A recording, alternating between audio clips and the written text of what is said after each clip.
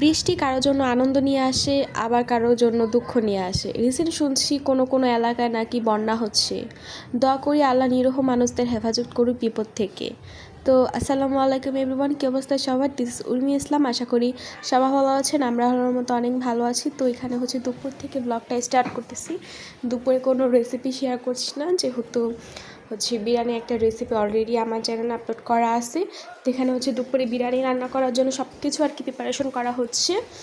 আর সন্ধ্যার বিকেল 5টার দিকে এত সুন্দর ওয়েদার ছিল, ভালো লাগছিলো এই ওয়েদারটা আমার কাছে অনেক।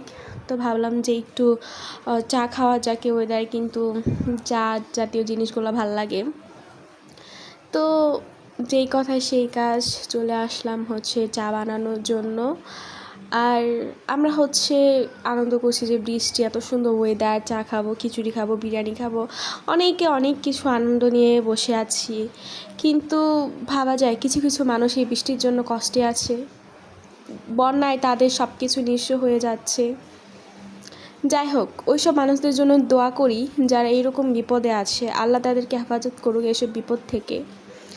তো এই যে কথা বলতে বলতে আমার চা বানানো রেডি হয়ে গেছে।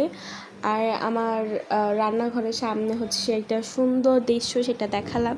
এটা আমার রান্নাঘরও যেরকম বাহিরের ভিউ দেখা যায়, তো আমার রুম থেকেও সেরকম ভিউ দেখা যায়। তো এতটা ডিফারেন্স বোঝা যায় না।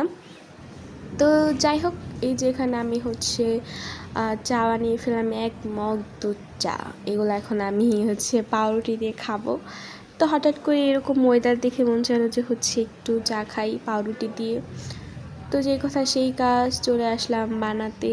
আর এই যে সকালে পাউরুটি আনা হয়েছিল, এটা ডিম দিয়ে ভাজা হয়েছিল। তো এখান থেকে কিছু অর্ধেক ছিল, তো সেটাই আমি এখন খাবো। অর্ধেক এত বেশি ছিল না যে আবার সে ভাববেন যে এত বেশি ভাই। যাই হোক, এখানে এই যে আমি এখন সুন্দর করে সাজিয়ে গুছিয়ে নিয়ে যাবো আমার রুমে। সুন্দর করে চাটা খাবো আর সুন্দর ওয়েদারটা এনজয় করবো। এই যে চলে আসলাম রুমে। একটু আগে আমি বিশ্রাম নিচ্ছিলাম, তো হঠাৎ করে এই জন্য বালিশ আমার এরকম আসে।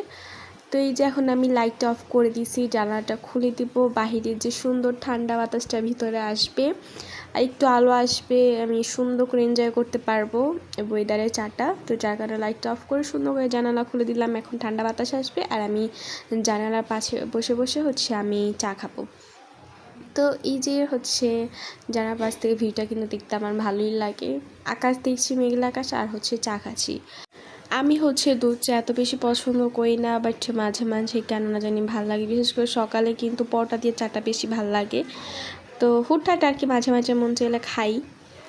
তো যাই হোক, আজকে ভিডিওটা থাকছে এই পর্যন্তই। যারা যারা দেখছেন তারা অবশ্যই লাইক, কমেন্ট, শেয়ার আর সাবস্ক্রাইব করে দেবেন। আর অবশ্যই সাবস্ক্রাইব করবেন যাতে নতুন ভিডিও ছাড়ার সাথে সাথে আপনার কাছে নোটিফিকেশন চলে যায়।